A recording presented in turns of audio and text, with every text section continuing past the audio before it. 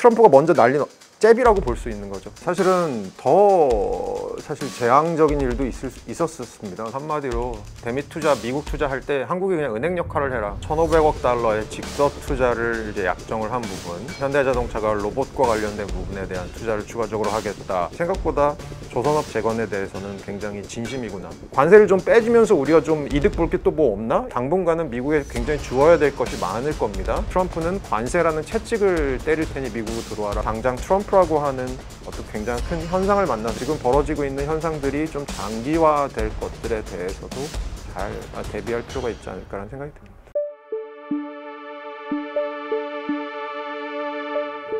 자, 이제 이번에 그 한미 정상회담에 대해서 일단은 뭐 우려에 비해서는 좀 긍정적인 평가, 뭐 나름의 성과도 있었다, 뭐 이런 반응들이 좀 나오는 분위기입니다. 일단 이번 한미 정상회담 종합적으로 평가를 해주신다면 어떨까요? 이번 회담은 전형적으로 이제 비대칭 회담이죠. 비대칭 회담이라는 건 이제 대칭 회담이라는 건 뭐냐면 서로 주고받을 것을 명확하게 하면서 주고받고 하면서 끝나는 게 대칭 회담이고요. 비대칭 회담은 한쪽이 일방적으로 주어야 되는 상황에서 얼마나 줄 수 있는 걸 줄일 수 있는지 이것들을 하는 게 사실 협상의 결과를 보는 방법이잖아요. 전형적인 비대칭 회담이었고 우리 입장에서는 얼마나 이제 방어를 할 수 있을 것인가가 중요한 회담이었잖아요. 두 가지 의미가 있는 것 같아요. 첫 번째로는 양국의 정상이 처음으로 만나서 상견례를 하는 자리였다라는 상징적인 의미가 있는 것 같고요. 이게 이제 왜 중요하냐면 뭐 외교에 있어서 워낙 중요한 일이기도 하지만 트럼프 대통령이라고 하는 사람의 캐릭터를 볼 때 사실 사람에 대해서 굉장히 흑 아니면 백으로 생각하는 경향이 굉장히 강하거든요. 그런 측면에서는 트럼프의 밝은 쪽으로 갈 것인가, 트럼프가 어두운 인상을 가지는 쪽으로 갈 것인가가 되게 중요했다라는 것이 첫 번째고, 두 번째로는 구체적인 숫자들에 대해서는 사실은 이번 협상을 통해서, 이번 회담을 통해서 나온 건 별로 없습니다. 오히려 우리 쪽에서는 추가적으로 직접 투자를 하겠다라는 것에 대한 1,500달러 얘기가 있었고, 나머지 부분들에 대해서는 사실 향후에 계속 얘기해 나가자라는 건데, 이제 요걸 갖고 이제 일각에서는 또 그렇게 생각하시는 분들이 계시더라고요. 이게 공동합의문 같은 게 없는 회담이 과연 결과가 뭐가 있는 거냐라고 했을 때, 최근에 저는 그 말씀 하나 드리고 싶어요. 최근에 미국과 공동합의문이나 공동성명문을 발표했던 나라들이 결국 말로가 어떻게 되는지를 봤을 때 별로 안 좋습니다. 대표적으로 인도 같은 나라가 얼마 전에 미국과 아주 고위급 관료들끼리 공동성명 같은 걸 냈었는데 그 다음에 바로 50% 관세 맞고 뭐 이런 일이 벌어졌지 않습니까? 그렇게 봤을 때는 어떻게 보면 새로운 노멀에 적응하는 과정이라고 생각하고요. 그런 측면에서는 사실 협상의 결과가 없는 것이, 반대로 생각해 보면 앞으로 미국과의 지속적인 협상이 이 건 바이 건으로 있어야 될 거다라는 의미, 그런 측면에서는 조금 계속해서 우리가 신경을 써야 될 부분이 생긴 것 같습니다. 그러니까 지금 뭐 말씀하셨던 것처럼 뭔가 긍정적인 뭐 분위기가 있었는데 초반에는 사실 우려가 상당히 많았습니다. 사전에 가기 전부터도 그렇고, 그 다음에 협상 당일날도 SNS에 이상한 뭐 숙청 운운하는 뭐 이런 뉴스도 올라오고, 그래서 뭐 요즘 뭐 주변에서 얘기하는 것들도 아니 최근에 백악관에서 하는 정상회담들은 정말 스포츠 중계를 보는 것처럼 손에 땀을 쥐고 그렇죠. 뭔가 긴장하고 봐야 하는 뭐 이런 상황인데, 어쨌든 뭐 그런 초반에 좀 뭔가 우려에도 불구하고 피스메이커, 페이스메이커 뭐 이런 어떤 것들로 좀 분위기를 최대한 좀 많이 좀 긍정적으로 이끌어낸 성과는 있다, 이런 뭐 평가들이 좀 있고요. 네, 맞습니다. 그러니까 그 정상회담 2시간 전에 SNS 때문에 또 한번 발칵 뒤집어졌는데요. 사실은 사실 재앙적인 일도 있었습니다. 그러니까 우리나라가 아니고요. 예를 들어서 남아공 같은 경우는 라마포사 대통령이 트럼프 대통령이랑 정상회담을 하는데, 트럼프 대통령이 워낙 골프를 좋아하잖아요. 어니엘스라고 남아공 출신에서 유명한 골퍼가 있습니다. 어니엘스를 대동하고 갔어요. 트럼프 대통령이 초반에 분위기가 좋았습니다. 근데 갑자기 작정하고 비디오를 틀더니 트럼프 대통령이 남아공에서 이런 백인에 대한 대학살극이 벌어지고 있다는데 이거 어떻게 생각해? 근데 사실 그게 남아공 게 아니었거든요. 이런 식으로 하면서 대통령을 내쫓은 그런 사건도 있었거든요. 그렇게 생각해 봤을 때는 정상회담 이전에 트럼프 대통령이 한번 잽을 날리고 시작하는 것과 정상회담 중간에 갑자기 어퍼컷이 생각하지도 못했던 게 들어오는 걸 생각해 보면 사실은 전자가 좀 나은 거고요. 어떻게 보면 트럼프 대통령 특유의 기선제압용 혹은 관심을 본인에게 집중시키기 위한 그런 트윗이었다고 보면 어떨까 생각합니다. 네. 그러니까 아무래도 다분히 좀 전략적인, 그렇죠. 협상 전에 뭔가 깔고 시작하는 그렇죠. 뭔가 전략적인 측면에서 기본적으로 좀 뭔가 그런 준비가 있었었고 근데 잘 대응을 했다. 네, 근데 우리가 계속해서 신경 써야 될 부분은 저는 하나 있는 것 같아요. 트럼프 주변에서 트럼프 대통령이 사실 한국에 대해서 관심이 얼마나 있을까? 낼 수 있는 시간이 별로 없잖아요. 트럼프 대통령이 컴퓨터를 켜놓고 한국에 대해서 공부하진 않을 거 아니에요. 그러면 누군가가 옆에서 한국에 대해서 계속해서 정보를 줄 거라고요. 근데 그 정보는 그 누군가에 의해서 한번 필터된 정보잖아요. 그러면 트럼프 주변에서 그런 정보들을 누가 주는지 그리고 어떤 정보를 주는지를 저희는 좀 신경을 쓰긴 해야 될 것 같아요. 예를 들어서 이번에도 숙청이라는 단어랑 혁명이라는 단어 이런 것들이 나오면서 교회에 대한 습격 이런 게 나왔는데 이런 것들을 과연 누가 줬을까라고 하면 미국의 트럼프 주위에 인해 장막을 쌓고 있는 극우 일부 지인사들이 그렇게 하고 있고 뭐 구체적으로 뭐 93년생 로라 루머라고 하는 그 사람만 만나고 오면 트럼프가 결정을 바꾸도록 하는 여성분이 계신데 뭐 이런 인사들이 있는데 이런 분들이 앞으로 계속해서 트럼프에게 굉장히 어떻게 보면 편향된 정보를 줄 겁니다. 그러면 트럼프 대통령의 특성상 지금은 뭐 마스가 한국의 쉽빌딩 중요해, 좋아, 한국 우방이야 이렇게 생각하지만 트럼프가 얼마든지 마음을 바꾸고자 할 때 이런 사람들의 편향된 정보가 굉장한 논거로 쓰일 수 있기 때문에 이런 것들에 대해서는 저희도 계속 신경을 써서 채널을 좀 살려놔야 되지 않을까 싶습니다. 이제 그런 측면에서 이제 본격적으로 좀 내용으로 좀 들어가 보자면 일단 이번 한미 정상회담에서 우리가 좀 가장 주목해야 될 내용, 그 다음에 뭐 그런 부분에 있어서의 경제적인 의미 이런 것들은 좀 어떻게 좀 볼 수 있을까요? 그러니까 첫 번째로는 이번에 추가적으로 기존의 3,500억 달러의 대미 투자 펀드와는 별개로 1,500억 달러의 직접 투자를 이제 약정을 한 부분, 그 안에는 현대자동차가 로봇과 관련된 부분에 대한 투자를 추가적으로 하겠다. 대한항공이 보잉에서 비행기를 100세대 구매하고 그리고 추가적으로 엔진이나 엔진의 관리 서비스를 구매하는 거 이런 것들을 하겠다라는 거잖아요.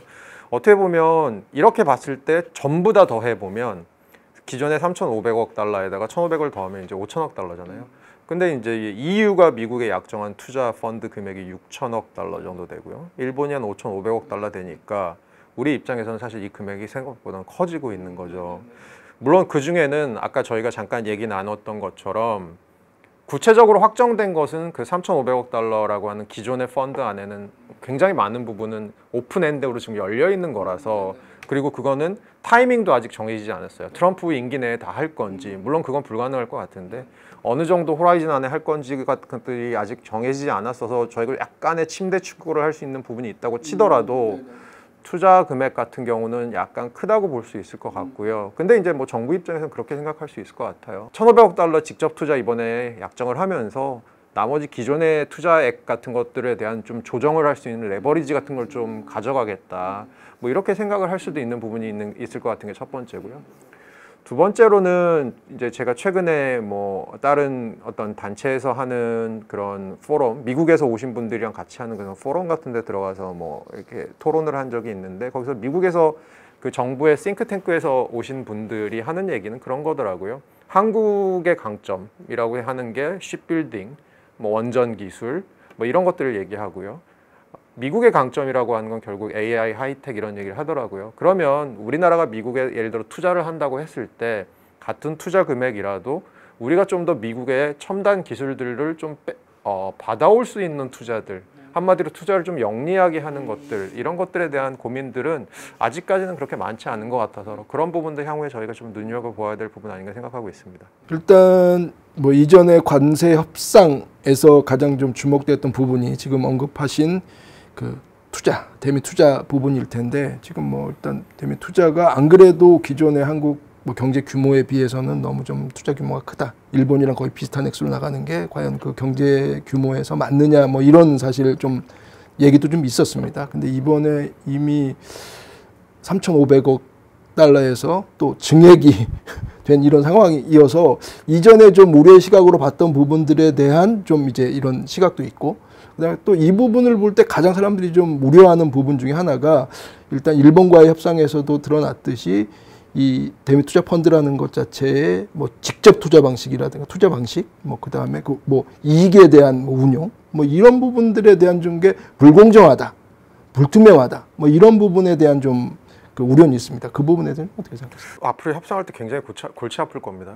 벌써 지금 미국에서 나오고 있는 얘기들이 한국은 우리 정부는 이게 대부분 직접 투자는 사실 10%도 안 되고 그 3,500억 달러 안에 나머지는 대부분 대출이나 대출에 대한 보증 이런 것들이라서 우리가 언제든지 다시 그냥 회수할 수 있는 실제로 쓰는 금액이 아니다라고 얘기를 하는데 미국 입장에서는 지금 뭘 하라고 하냐면 대미 투자 펀드 안에 그냥 한국이 돈을 집어넣어라. 한마디로 대미 투자, 미국 투자할 때 한국이 그냥 은행 역할을 해라. 일본도 그런 거 해라라고 하는 걸 계속해서 압박을 하고 있거든요. 그리고 거기서 나오는 이윤에 대해서는 아까 말씀하신 대로 미국이 가져가는 것으로 대부분 가져가는 것을 한다. 그러니까 두 나라가 성명문이 나오거나 이런 게 없으니까 같은 사안을 바라보는 관점이 지금 해석이 너무나도 다른 상황이고요. 이런 것들에 대해서 미국의 입장은 협상의 결과가 계속해서 만족스럽지 않으면 한두 번 기회 주다가 다시 뭐 너네 관세로 보복을 하든지 이런 식으로 언제든지 할 수 있다라는 스탠스를 취하고 있어서 예, 사실은 저는 오히려 걱정되는 부분 중에 하나는 그 3,500억 달러 투자가 어떤 식으로 미국과 디테일이 정해질지 그런 부분들이 예, 좀 걱정이긴 합니다. 그러니까 지금 이제 우려의 포인트 중에 하나는 그 부분이 사실 명확하게 정해지지 않다. 뭐 퍼센테이지도 뭐 그 운영의 방식도 그래서 지금 일본과 이제 기본적으로 일단 그 구체적으로 뭔가를 좀 합의를 뭐 합의문 같은 것들을 뭐 문서화해서 만들겠다라는 얘기가 있는데 오히려 이건 문서화하는 게 더 골치 아프다 뭐 이런 의견도 있습니다. 보시면 어떠세요? 이게 문서화하는 게 더 골치 아플 수가 있을 것 같아요. 그러니까 예를 들어서 문서화를 하는 나라가 어디냐면 대표적으로 권역이 있으면 EU가 그렇습니다. 근데 EU가 문서화를 하면서 사실은 어떻게 결론이 날 수 있냐면 예를 들어 이런 거죠. 일본이 7월 31일 날 미국과 그렇게 협상을 하고 자동차 관세가 27.5%에서 15%로 내려가기로 합의를 했잖아요. 그 지금까지 15% 안 되고 있거든요. 여전히 27.5% 관세 내고 있습니다. 그러면 발효가 안 되고 있는 거예요.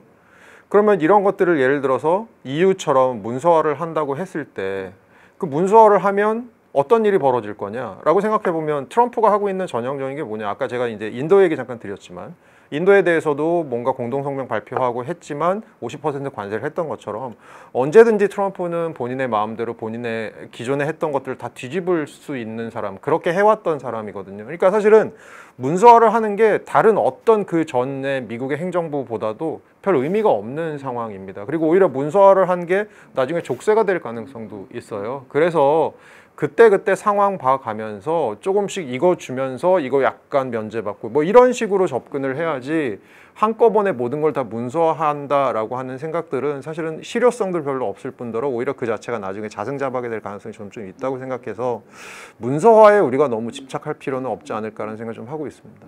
또 뭐 이제 그런 측면과 달리 일단 뭐 이전 관세 협상에서도 우리한테 가장 좋은 에이스 카드였던 마스가 이번에도 뭔가 좀 긍정적인 뭔가 조건 뭐 이런 분위기를 만들 수 있는 뭐 카드가 되지 않았나 뭐 이런 의견들도 많이 있는데 뭐 마지막 일정도 뭐 필라델피아 그 필리 조선소 방문하는 걸로 기본적으로 일정을 뭐 마무리하는 뭐 이런 좀 상징적인 의미도 좀 있었던 것 같아요. 그래서 일단 보시기에 이 마스가의 기본적으로 일단 앞으로의 뭐 진행 방향 뭐 이번 그 정상회담을 계기로 뭔가 달라지는 부분들 뭐 이런 부분들을 좀 어떻게 좀 보세요? 그러니까 저는 7월 말에 있었던 상호관세 협상도 그렇고 이번에 정상회담도 그렇고 제가 트럼프 대통령에게 받은 느낌은 뭐냐면 트럼프 행정부에게 받은 느낌은 생각보다 조선업 재건에 대해서는 굉장히 진심이구나. 그리고 사실 그렇게 따져보면 조선업 재건이라고 하는 미국의 큰 목표를 옆에서 서포트해 줄 수 있는 나라는 거의 한국이 유일하거든요. 뭐 일본도 조선을 하긴 합니다만 뭐 중국은 이제 해양 패권에 있어서는 적국이니까 좀 다르고요. 일본도 뭐 하고는 있습니다만 우리나라에 비해서 조선업의 규모 자체가 굉장히 작고 그리고 생산성이 우리나라에 비해서 굉장히 떨어지는 부분이 있기 때문에 결국은 이거는 한국을 통해서 해결해야겠다라는 생각을 하는 것 같습니다. 그게 아마 이제 미국이 그나마 우리에 대해서 조금 더 호혜롭게 협상을 해줬던 우리 입장에서는 미국과의 협상이 생각보다 잘 풀릴 수 있었다라고 생각하는 저는 되게 킨 게 조선은 생각보다 되게 중요한 역할을 했다고는 생각을 해요. 그리고 이제 조선을 조금 뜯어보면 지금 누가 아까 이제 필리조선소 말씀하셨지만 누가 필리조선소를 갖고 있냐 하면 한화가 갖고 있잖아요. 근데 그 한화가 이전에 뭐였는지 기억하시나요 혹시? 한화가 누구를 인수했잖아요. 누구를 인수해서 한화가 된 거잖아요. 그 전에 대우조선해양이었거든요. 근데 그 대우조선해양이 우리나라 여러 조선 업체 중에 되게 독특한 구조를 갖고 있었습니다. 뭐냐면 굉장히 이 군함 쪽에 진심이었던 데입니다. 우리나라의 1973년에 최초로 잠수함이 진수가 되는데 그 대우조선해양에서 만들었고요. 광개토대왕함이라고 하는 함정이 있는데 이것도 대우조선해양에서 만든 겁니다. 그러니까 HD 현대 같은 데들이 상대적으로 상선 같은 데 집중을 할 때 대우조선해양은 이 포트폴리오를 상선이랑 군함 쪽을 같이 갖고 갔던 회사거든요. 근데 한화가 어떤 회사죠? 예전에 삼성 테크윈이라고 하는 육군 쪽에 거를 갖고 갔고 그전에는 한화 에어로스페이스가 있었잖아요. 공군 쪽을 하고 있었던 회사죠. 근데 이제 요게 대우조선해양까지 갖고 가면서 결국은 육해공 포트폴리오를 완성한 그런 회사잖아요. 그런 측면에서는 저는 다른 조선 회사들이랑 좀 다른 캐릭터를 갖고 있다고 생각하고요. 그 회사가 미국에 들어갔다. 이게 근데 왜 중요하냐라고 저는 생각을 해보면 물론 뭐 하나만 들어가는 건 아닙니다만 한화가 지금 필리조선소를 갖고 사실 미국에서 대규모, 그러니까 필리조선소가 어느 정도냐면 항공모함을 제외한 거의 모든 배를 다 만들 수 있는 도크가 있어요. 근데 미국에서 그 정도의 규모를 가진 조선소가 2개 있습니다. 하나가 필레에 있고 하나가 샌디에이고에 있거든요. 그럼 그 2개 중에 하나를 한화가 갖고 있는 거예요. 그럼 그 한화가 그걸 하고 있다는 게 무슨 의미냐라고 생각을 해보면 결국 지금 미국에서 필요한 조선업 부분의 축은 2개입니다. 하나는 상선대를 만들고 싶은 거예요. 미국 배를 만들고 싶은 거예요. 근데 미국에서 제조를 할 수 있는 능력이 없는 거예요. 이게 하나고 또 하나는 중국에 비해서 향후에 미국 군함들이 막 퇴역을 하고 이러면서 지금도 중국에 비해서 군함수가 모자라는데 2030년 정도까지는 퇴역 군함수가 굉장히 많아서 중국하고 점점 해양의 격차가 벌어집니다. 군함수 같은 것들이. 그럼 이제 태평양, 아시아 태평양 안보 같은 것에 있어서 패권은 어떻게 보면 굉장히 중요한 부분, 해군력인데 이런 부분들에 있어서 아마 구멍이 생길 것 같은 거예요. 그럼 이것들을 누가 해줄 수 있는지에 대해서 생각해 보면 결국은 한화라는 회사가 굉장히 좋은 파트너, 그리고 이 한화는 어느 나라 회사지라고 봤을 때 한국, 이런 것들이 전반적으로 저는 마스가 프로젝트에 있어서 굉장히 중요한 여러 탄착 지점이 됐던 것 같아요. 그렇게 생각을 해보면 물론 향후에 걱정은 있습니다. 뭐 예를 들어서 그런 건 있는 거죠. 원래는 울산에 생겨야 될, 원래는 거제에 생겨야 될 우리나라의 공장들이, 예를 들어서 조선소들이 이게 이제 미국의 필리로 가고 미국의 샌디에이고 가버리면 어떡하냐라고 했을 때 걱정은 물론 있습니다만 당장은 우리가 미국에 내어주면서 생각보다 미국에서 굉장히 좋은 협상 카드를 쓸 수 있는 부분이 마스가라고 한다면 이 부분들에 대해서는 좀 긍정적인 측면이 좀 더 많지 않을까 보고 있습니다. 예. 뭐 지금도 언급하셨지만 사실 우리한테 미국의 니즈를 그야말로 우리가 뭔가 건드릴 수 있는 주요한 키 카드가 될 수 있는 부분이 또 마스가지만 또 한편으로는 근데 과연 정말 우리한테는 어떨까?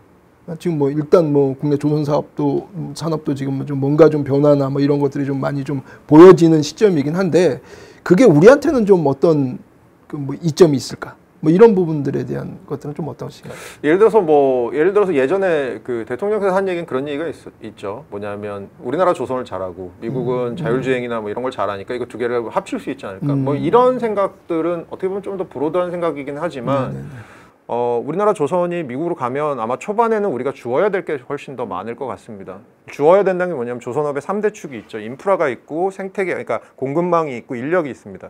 그럼 이제 미국은 이 3개 다 지금 안 돼 있는 상황이거든요. 그나마 뭐 인프라 같은 것들도 굉장히 현대화를 해야 되고요.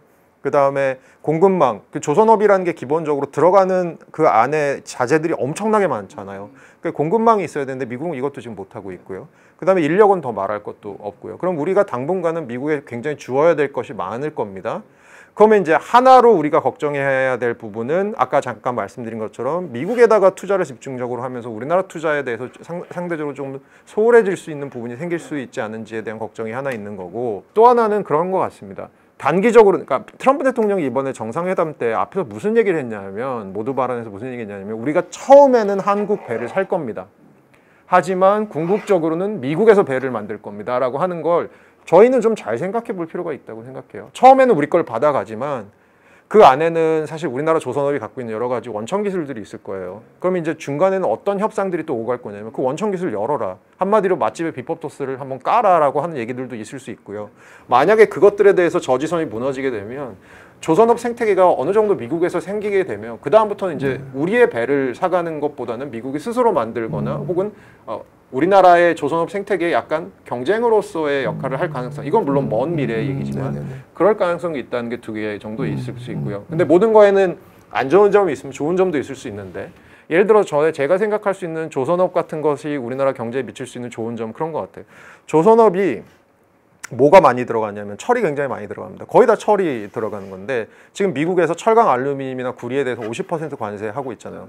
근데 이 품목 관세 같은 경우는 전혀 미국이 양보할 지금 틈이 없거든요. 이번에도 우리나라 철강업계 관계자들이 정상회담 때 같이 대동해서 가려고 그랬는데 미국 쪽에서 올 필요 없어. 철강은 우리 아무 생각 없어. 우리 그냥 고수할 거야 라고 해서 못 갔다 하고 하는 얘기가 있거든요. 그러면 사실 우리나라 철강업계 굉장히 힘듭니다. 지금. 그러면 조선업에서는 그럼 철이 많이 들어가는데 미국 내에서 지금 철강 생산이 얼마나 되고 있냐라고 생각해 봤을 때 이거 아마 수요를 못 따라갈 겁니다. 그렇게 되면 이 철강 쪽에 대한 미국의 생각도 약간 연성으로 바뀔 가능성이 있는 거예요. 그래서 관세 같은 것들도 그런 측면에서는 지금 현재는 미국이 관세를 막 넣는 과정이라서 겨를이 없지만 이게 일종의 이제 안착이 되고 나면 미국 입장에서는 자 그럼 우리 입장에서 미국 입장에서 관세를 좀 빼주면서 우리가 좀 이득 볼 게 또 뭐 없나 이런 것들을 할 수 있을 겁니다. 그럴 때 우리나라가 조선업 같은 것들을 통해서 오히려 철강 같은 것들에 대해 관세를 조금 더 좋은 혜택을 받을 수 있는 이런 부분도 뭐 생각을 해볼 수 있을 것 같아요. 그래서 그렇게 산업 간의 연쇄 효과들도 좀 있을 수 있을 것 같다. 뭐 얘기 정도 드릴 수 있을 것 같습니다. 그 다음에 또 당초에 이제 정상회담 전에 항상 이제 무료의 포인트죠. 무료를 가지고 많이 갔던 부분이 방위비 분담 관련해서. 근데 이번에 회담 중에는 뭐 일단 뭐 미군 기지 소유권에 대한 언급이 또 좀 뜬금없이 좀 튀어나왔어요. 이거 좀 어떻게 봐야 되나요? 전 세계 어떤 나라도 미군 기지를 미국이 소유하게 해주는 나라는 없고요. 다 공여를 해주고 있는 거죠. 어떤 나라들은 렌트를 받는 나라도 있고요. 우리나라 같은 경우는 소파, 그러니까 주한미군 지휘 협정에 따라서 렌트 안 받습니다. 그러니까 미국이 주둔하는 한 그냥 미국이 공짜로 임대료 하나도 안 내고 그냥 쓰고 떠날 때 반납하는 조건이 돼 있거든요.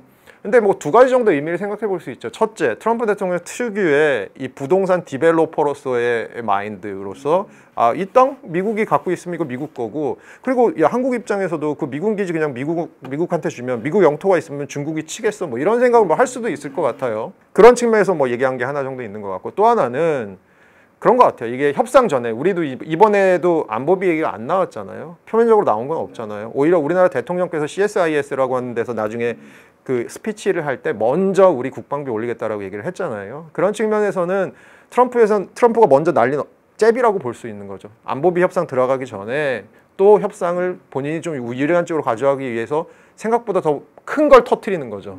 그런 정도의 또 생각이 있지 않을까. 그래서 이 부분들에 대해서는 아마 우리나라가 뭐 미군에게 그것을 공여해서 미국의 영토로 만든다라는 것은 조금 황당한 생각 같고요.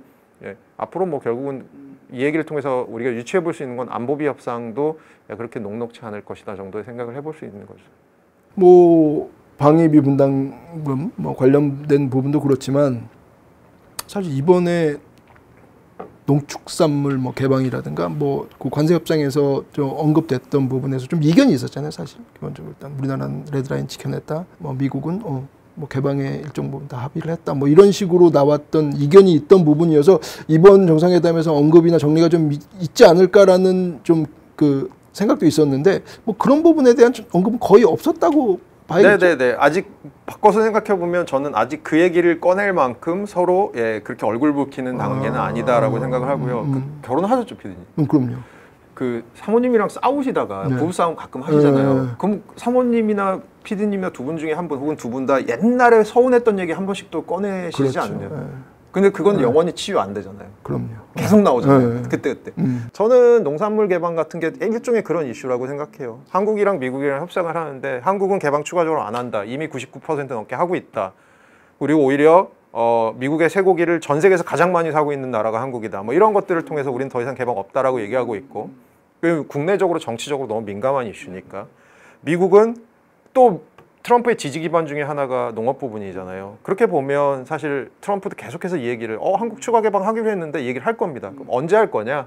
서로 협상이 따급할 때 할 겁니다. 특히 미국이 협상이 따급할 때마다 잠깐만 그럼 농산물 개방은 마치 부부싸움 할 때 옛날 얘기 꺼내는 것처럼 야 농산물 개방은 그럼 어떻게 할 건데 이 얘기 계속 나올 겁니다. 그럼 우리는 이제 계속 지키려고 할 거고요. 그럼 이제 미국은 결국은 이제 농산물 개방을 실제로 해서 얻는 것들이 득은 그렇게 크지 않겠지만 적어도 정치적인 레토릭으로서는 계속 써먹을 수 있는 거라서 이 얘기는 아마 철지난 유행가처럼 계속해서 나오게 될 가능성이 큽니다. 그 다음에 이전에 그 관세 협상에서 사실 우리가 LNG 에너지 수입 뭐 1천억 달러 정도로 합의를 하고 뭐 좀 논란이 있었던 알래스카 LNG 프로젝트 개발에는 참여를 안 하는 걸로 기본적으로 일단 어느 정도 좀 결론이 좀 났던 것 같은데 다시 또 이번 정상회담에서 프로젝트 들어와야지 뭐 들어올 거야 뭐 이런 식으로 또 좀 언급이 좀 있었던 것 같아요. 그래서 이 부분 좀 어떻게 보세요? 그거는 제가 좀 정리를 해드리고 싶은데 네. 잘 보시면 두 가지 층위의 회담에서 두 가지 층위의 얘기가 있었습니다. 첫 번째 층위는 트럼프 대통령이 모두 발언에서 한 얘기입니다. 회의가 딱 시작하면 모두 발언 딱 기회를 주면 모두 발언 하잖아요. 네네. 그때 나온 얘기가 있고 두 번째로는 그 모두 발언 끝나면 트럼프 특유의 이 회담 방식이 뭐냐면 기자들 다 모아놓고 기자들한테 막 난상 토론 받잖아요. 기자들이 질문할 때 나온 얘기가 있습니다. 그러면 이제 정리를 해드리면 트럼프가 모두 발언에서 한 얘기는 크게 보면 세 가지입니다. 첫째 무역, 이거는 이제 관세 얘기고요. 네. 두 번째로는 조선업 얘기였습니다. 한국과의. 세 번째로는 미국산 무기 구매 얘기였습니다. 그때 이제 B2 벙커버스터 얘기가 나온 게 그때고요. 네. 이 모두 발언엔 그러면 뭐가 없었냐 하면 LNG 얘기는 없었습니다. 근데 LNG 얘기는 언제 나왔냐 하면 기자들이 질문을 할 때 우리나라 정부가 일본을 들렸다 미국에 갔잖아요. 이제 그 얘기가 나오면서 뭐 한미일 협력을 앞으로 어떻게 할 거냐. 이번에 한국이 일본을 먼저 들렸다 온 게 굉장히 이례적인데 이것들에 대해서 한미일 협력 얘기를 해달라고 그랬더니 트럼프 대통령이 대답을 한미일 협력의 대답을 먼저 한 게 아니고 한미일 협력 좋지. 그 하는 방법 중에 하나는 뭐 한국이 일본이랑 같이 알래스카 LNG 프로젝트 들어오는 방법도 있지라고 하면서 한번 흘렸습니다. 근데 그 얘기는 뭐냐라고 하면 트럼프 대통령은 계속 이게 생각이 있는 거예요. 한국 이거 얘네 넣어야 되는데 라는 생각이 있습니다. 잘 생각해 보면 알래스카 LNG라고 하는 것들에 이제 저희가 조금 실체를 뭐 잘 아시겠지만 여기서도 이미 뭐 얘기를 하셨을 수도 있지만 기본적으로 알래스카 북쪽의 프루도베이라고 하는 데에서 1년에 배가 한 달에서 3달 정도밖에 못 들어갈 만큼 추운 데에 있는 데서 나오는 LNG가 엄청나게 많습니다. 매장된 게. 이걸 남쪽으로 빼요. 그럼 거기서 미국에서 쓸 거냐? 아닙니다. 대부분. 이걸 수출하려고 하는 겁니다. 그래서 남쪽으로 빼서 거기서 항구에서 선적을 합니다. 근데 요게 그러면 태평양 쪽이니까 어디로 가야 되는 거냐면 아시아 쪽으로 넘어와야 돼요. 이걸 사줄 수 있는 나라가 누구가 있을까라고 생각해 보면 한국, 일본, 대만, 뭐 베트남 이런 나라들이 있어요.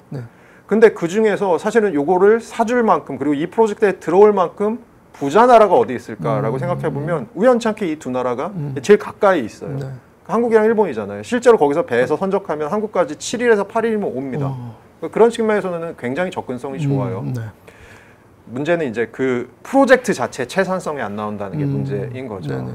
그래서 트럼프는 계속 그 생각을 하는 것 같아요. 이거 알래스카 LNG 개발해야지. 이거 하면 우리만으로는 이게 펀딩이 안 될 거니까 어느 나라 참여시킬까 그러면 일본이랑 한국이네. 그 생각이 계속 머리에 있는 것 같아요. 그러면 이게 이제 뭐랑 비슷한 토픽이 될 거냐면 제가 아까 말씀드린 것처럼 농산물이랑 비슷한 토픽이 될 거예요. 너네 안 들어와? 때때로 너네 안 들어와? 이 얘기가 될 겁니다. 우리는 사실은 이거 안 받고 싶어 하는 길이거든요.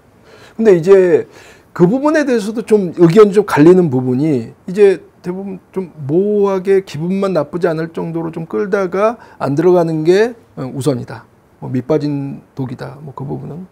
그런데 또 한편으로는 이게 우리가 아무래도 이게 북극 항로라든가 이런 개발에 있어서 뭐 일본, 대만이 들어가는데 우리가 안 들어갔을 때 좀 뭐 선점할 수 있는 뭔가 그 뭐 권리 이런 것들을 좀 뺏기는 게 아니냐, 가능성을 좀 차단하는 게 아니냐라는 또 의견도 있습니다. 보시기엔 어떠세요? 우선 두 가지인데요. 그러니까 뭐 북극 항로는 저도 생각을 해봤는데 뭐 그런 측면에서는 의미가 있을 수 있을 것 같아요. 워낙 북극 항로가 가진 잠재력 같은 것들이 뭐 굉장히 크니까요. 근데 두 가지 의미인데 하나는 이 채산성이라는 게 단순히 그 개발 비용이라는 채산성뿐만이 아니고 제가 보기에는 이게 프로젝트가 최소 한 10년 정도 걸립니다. 그럼 10년 이후에 과연 에너지 생태계가 어떻게 될 것이냐.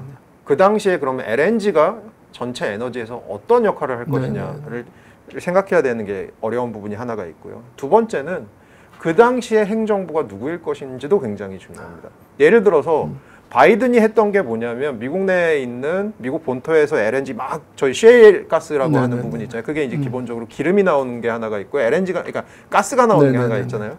그래서 이제 셰일 가스 프로젝트 같은 걸 다 중지시켰습니다. 프래킹 같은 거 하면서 굉장히 폐수가 많이 나오고 환경오염을 시키니까요. 근데 트럼프가 해서 뭘 했죠? 그거 다 다시 원래로 돌렸습니다. 그래서 그냥 뚫어. LNG 해.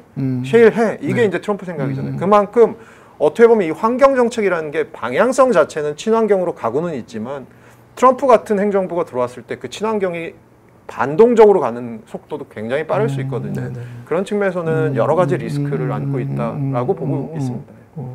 근데 이제 정상회담이 끝나고 이제 후일담들이 올라오고 뭐 그다음에 그 이후에 뭐 미국 내 국무회의에서 있었던 뭐 언급됐던 내용들도 자꾸 이제 좀 나오면서 좀 반응들이 좀 또 이어지고 있는데 일단 뭐 직후에 나온 얘기가 그 한국이 뭔가 해보려고 했지만 그냥 기존대로 하기로 했다라는 좀 언급이 있었어요. 그래서 이거 관세율 얘기를 한 건가 뭐 이거 뭐 어떤 거라고 봐야 될까요? 뭐 우리는 기본적으로 둘 중에 하나일 가능성이 큰데요. 우리가 받아내고 싶어 했던 거, 뭘 제가 아까 처음에 비대칭 회담이라고 말씀을 드리면서 네네네네. 기본적으로 우리는 줄 거를 최소화하는 회담이었다고 하지만 그 와중에 우리가 받아내고 싶었던 게 한 두 가지 정도 있었다고 하면 둘 다 이제 관세에 관련된 네네. 건데 첫 번째는 상호관세율 얘기가 있었을 수 있을 것 같아요. 근데 상호관세율이 우리 지금 15% 상호관세율은 거의 영국처럼 미국에 오히려 무역 적자를 기록하고 있는 네네네. 나라들, 미국 입장에서는 재미를 보고 있는 나라들을 제외하고는 10%를 잘 안 줬다라고 생각을 하면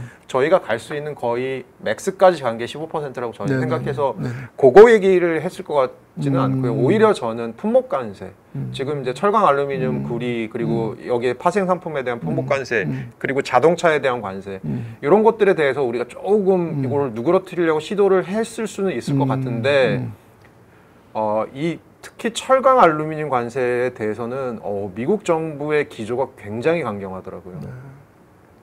유럽에 대해서는 EU에 대해서는 최근에 쿼터제를 약간 하면서 저율 관세를 약간 넣어주려고 하고 있고 실제로 그게 명문화되기도 하는데 사실은 미국에서 철강 수입 구조를 잘 보면 EU에서 들어오는 거 얼마 안 됩니다. 대부분 캐나다, 멕시코, 브라질, 한국, 일본에서 들어가는 거거든요. 그러면 EU에서 실제적으로 쿼터제를 했을 때 미국이 놓치는 건 그렇게 크지 않을 거라고 보고요. 한국처럼 우리나라가 이제 미국 전체 시장에서 차지하는 비중이 한 10% 정도 돼요. 철강 시장에서. 그러면 꽤 큰 나라거든요. 한 4위 정도 되거든요. 그런 측면에서는 이 철강 관세 같은 경우는 미국이 저희가 그런 얘기 많이 하잖아요. 21세기의 산업재는 뭐냐 하면 반도체잖아요. 반도체 안 들어가는 게 지금 없잖아요. 근데 20세기의 산업재는 뭐냐라고 생각하면 그게 철강이잖아요. 어떻게 보면 트럼프가 생각하는 제조업의 르네상스의 가장 척추에 있는 것이 철강이라고 한다면 이 철강은 트럼프가 굉장히 관세를 통해서 미국 내 생태계로 좀 인큐베이팅 하고 싶어 하는 것이 아니냐. 그런 측면에서 바꿔 생각해 보면 미국 정부가 당분간 이걸 누그러뜨릴 가능성이 없지 않냐라고 보고 아까 제가 말씀드린 거에 좀 연결시켜 생각해 보면 조선업 같은 경우에 나중에 요게 철강이랑 연결될 가능성이 있다라고 말씀을 드리는데 그거는 트럼프의 관세가 일단 잘 안착한 다음에 나올 수 있는 얘기 같습니다. 이번 정상회담 전에 사실 있었던 큰 논란 중에 하나가 그 원전 노예 계약 관련해 가지고 50년간 그야말로 이게 퍼주는 노예 계약을 무리하게 했다라는 논란이 좀 있어서 좀 시끄러웠던 상태로 이제 정상회담에 들어갔는데 정상회담에서도 원전 관련해 가지고 그 SMR 뭐 그 소형 모듈 원전 뭐 이런 부분에 그 뭔가 협력 뭔가 이런 개발 뭐 이런 데 좀 뭔가 같이 좀 미국과 함께 하겠다라는 이런 좀 뭐 언급이 있었던 듯해요. 그래서 사람들이 뭔가 이제 기존에 있었던 논란이 됐던 노예 계약 건과 관련해서 뭔가 좀 다른 길이 좀 보일 수 있나? 뭐 이런 부분에 대한 좀 기대도 있는데 보시기엔 어떠세요? 뭐 그걸 패키지들로 나중에는 연결을 할 수 있을 것 같아요. 연결은 할 수 있을 것 같고 그것은 단순히 제가 보기에는 우리나라 원전 협력을 미국과 얼마나 하느냐에 달려있기도 하지만 전반적으로 대한민국이라고 하는 나라가 미국에 제시할 수 있는 패키지가 어느 정도인지 한마디로 그러니까 이런 거죠. 피겨 스케이팅을 우리나라가 하고요. 그거 심판이 미국인 거예요. 그러면 트리플 악셀을 돌았을 때 그걸 만점을 주느냐 9점을 주느냐는 미국이 결정하는 거고요. 그런 측면에서 미국이 어느 정도 우리나라 패키지를 매력적으로 볼 것이냐에 따라서 원전에 대한 계약의 기존의 계약을 뭐 재협상할 부분이나 이런 것들에 대해서는 우리가 눈치껏 봐가면서 끼워 넣을 때 끼워 넣을 수는 있을 것 같아요. 이게 비단 우리나라 이제 SMR과 관련된 부분만은 아닐 거라고 생각을 하고요. 또 하나는 이제 SMR에 대해서는 또 제가 말씀드리고 싶은 게 하나가 더 있는데 사실 중국에 SMR을 잘하는 기업들이 굉장히 많습니다. 근데 이 기업들이 지금 아직 수출을 못 나와요. 못 나오는 거는 뭐 제재가 있어서 그런 것도 있지만 더 큰 이유는 중국 내만 해도 그거 소화하기가 벅찹니다. 그렇죠. 그럼 중국 내 어느 정도 원자력 발전 같은 것들에 대한 그 완성도가 어느 정도 올라가서 중국의 내수만으로 더 이상 이 기업들이 버틸 수 없을 때는 네네. 이 기업들이 또 어딘가로 나오려고 할 겁니다. 그렇게 봤을 때는 우리나라 에너지 생태계, SMR 같은 기업, 하고 있는 기업들 사실은 단기적으로는 미국과 이렇게 생태계를 구축해 나가면서 뭔가 중국이 아닌 생태계를 만들어 놓는 것은 저는 뭐 바람직한 방향 중에 하나라고 생각합니다. 이렇게 봤을 때는. 근데 이제 계속 저번 관세 협상에서도 얘기가 됐던 게 기본적으로 일단 되게 모호한 상태로 일단 숫자나 뭐 이런 뭐 말만 있었지 문서화된 뭐 합의문이나 이런 것도 없는 상황이고 이번 정상회담도 마찬가지로 기본적으로 공동선언문도 따로 없는 뭐 이런 방식으로 진행을 하다 보니까 과연 이 진행된 얘기들이 과연 우리가 얼마나 뭔가 믿고 기본적으로 일단 결과를 뭔가 보장할 수 있냐 뭐 이런 부분에 대한 좀 의구심도 좀 있습니다. 보시기는 어떠세요? 아까 말씀드린 거의 연장선상인 것 같아요. 이거는 계속 협상해야 되는 겁니다. 디테일로 갈 때마다 협상, 갈 때마다 건으로 협상을 해야 될 것 같고요. 그리고 그 기저에는 제가 계속 말씀드린 것처럼 미국이 과연 한국이라고 하는 큰 패키지를 어떻게 생각하는지가 깔려 있을 거고요. 그리고 그 당시에 트럼프에 대한 전반적인 정치적인 지형이 어떤지 그리고 미국 내에 어떤 선거 스케줄들이 돌아가고 있는지 그리고 미국의 경제 지표들이 어떤지 이런 것들이 그 때때마다 영향을 아마 줄 겁니다. 그러니까 모든 것이 영향을 미칠 수 있는 일종의 아트인 거죠. 그런 측면에서는 첫째, 우리가 그냥 운이 좋길 바라야 되는 게 첫 번째가 있을 거고요. 그 운이라는 것 위에서 결국 우리가 협상의 기술을 최대한 발휘를 그때 해야 되는 수밖에 없는 결국 트럼프 앞으로 한 3년 좀 넘게 남았지만 계속 협상은 3년 내내 지속될 겁니다. 그러면 오히려 저희가 좀 관심을 가져야 되는 또 다른 부분 중에 하나는 저희는 지금 당장 트럼프라고 하는 어떤 굉장히 큰 현상을 만나서 이렇게 고생을 하고 있지만 트럼프 다음에 올 미국의 리더십은 도대체 어떤 리더십일지에 대한 생각도 좀 저희는 해볼 필요가 있다고 생각해요. 근데 전반적으로 봤을 때 제가 생각하기에는 트럼프가 물러난다고 하더라도 다시 뭐 세계화와 같은 문을 여는 미국이 문을 여는 분위기의 리더십이 돌아오기가 그렇게 녹록지 않아 보이는 건 사실인 것 같아요. 저희가 트럼프 이전에 바이든 행정부만 보더라도 기본적으로 미국 내에서 제조하라고 하는 생각은 똑같았고 다만 그것을 관철하는 방식이 채찍 대신 당근이었던 거죠. 보조금을 줄 테니 미국으로 들어와라 라는 거였고 트럼프는 관세라는 채찍을 때릴 테니 미국으로 들어와라라고 하는 것들이 어떻게 보면 되게 큰 비슷한 느낌이에요. 그런 측면에서는 저희는 지금 벌어지고 있는 현상들이 좀 장기화될 것들에 대해서도 잘 대비할 필요가 있지 않을까라는 생각이 듭니다. 그러니까 당장 이번 한은의 그 금리 동결해도 사실 뭐 부동산이 큰 영향을 미쳤겠지만 기본적으로 일단 관세에 의한 뭐 불확실성 이런 것들도 뭔가 동결에 크게 작용을 했다고 보는데 지금 말씀하신 이런 것들이 이제 앞으로 이제 한국 경제에 좀 미칠 영향 이런 것도 좀 어떻게 봐야 될까요? 저는 사실은 이제 우리나라 경제에 대한 영향은 그 어제 이창용 총재께서 그 금통이 끝나고 나서 기자간담회 할 때 하셨던 얘기가 있습니다. 어떤 기자분이 여쭤봤어요. 향후에 우리나라 경제에 있어서 하방 리스크랑 그래도 상방 요인을 좀 꼽아달라고. 하방 리스크는 많죠. 예를 들어서 생각보다 이 관세가 잘 안 풀렸을 때 벌어질 수 있는 일. 그 다음에 뭐 인구 구조 고령화로 인해서 벌어질 수 있는 일. 여러 가지 뭐 하방 리스크들 되게 많고요. 상방 리스크로 거의 유일하게 뽑았던 게 뭐냐면 우리가 미국의 새로운 이 관세 체제 안에 잘 적응하는 게 상방의 요인이라고 얘기를 하셨어요. 저는 그 말 안에 어느 정도 답이 있지 않나라고 생각을 해요. 기본적으로 우리는 일종의 미국이 제시하고 있는 새로운 노임 안에서 일종의 뭐 몇 대 맞을지를 각오하고 있는 상황이어야 되는 거예요. 다만 그렇게 맞아도 탈이 좀 덜 나길 바라고 있어야 되는 그것이 우리가 생각할 수 있는 좀 긍정적인 시나리오인 거잖아요. 그러니까 우리나라 경제에 있어서는 특히 수출 구조가 굉장히 큰 비중을 차지하고 있는 우리나라 경제에 있어서는 쉽지 않겠죠.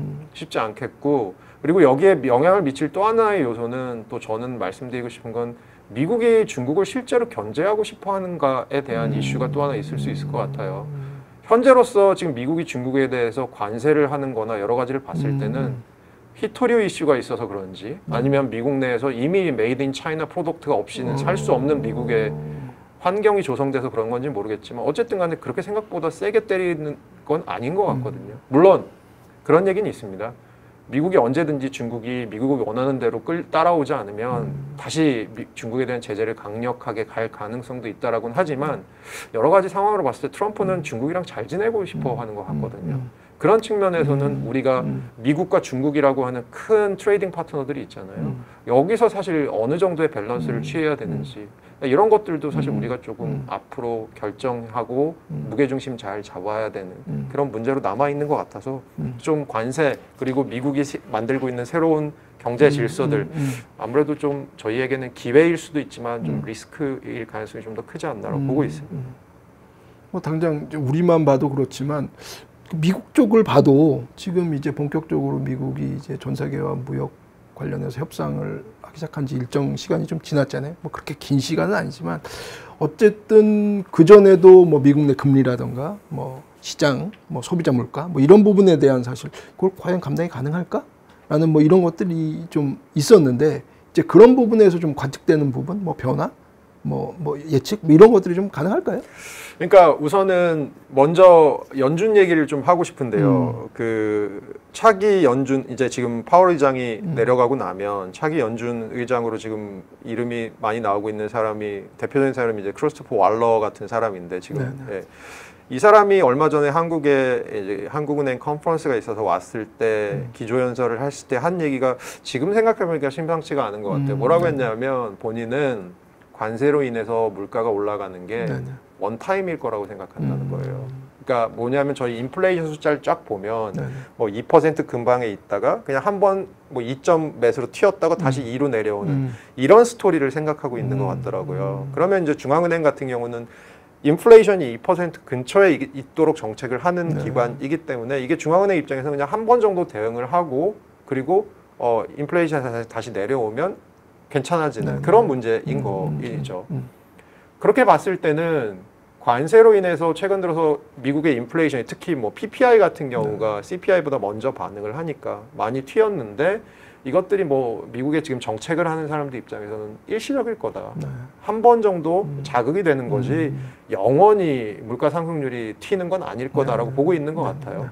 그러면 이제 향후에 미국은 뭐에 의해서 경제 정책이나 경제 지표들이 돌아갈 것이냐라고 생각을 해보면 첫째로 볼 수 있는 거는 경제 지표로 봤을 때는 최근에 미국의 투자 등의 아주 큰 부분이 AI 투자고요. 이 AI 투자는 지속적으로 일어나고 있습니다. 그래서 오히려 AI 투자에 비교해서 BAI 투자나 주택 투자 같은 것들은 굉장히 많이 지금 줄어 있는 상황인데 거의 AI 투자 혼자로 버티고 있는 상황이거든요. 그런 측면에서는 AI 중심의 미국의 생태계들이 돌아가는 한 미국 경제가 당분간은 뭐 숫자 자체는 그렇게 급격하게 나빠질 가능성은 없다. 물론 노동시장에서 최근에 보이는 것처럼 신규 일자리 창출하는 개수나 이런 것들은 조금씩 떨어지면서 노동시장이 식는 것은 관측되겠지만 기본적으로 AI가 기본적으로 굉장히 큰 노동시장에서 차지하고 있는 비중은 아니기 때문에 이런 투자와 노동시장 사이에 이격도 저는 생길 수 있을 거라고 보고요. 그런 측면에서 미국의 경제 지표, 특히 뭐 GDP 상승률 같은 지표가 갑자기 나빠질 가능성이 저는 적다고 보고요.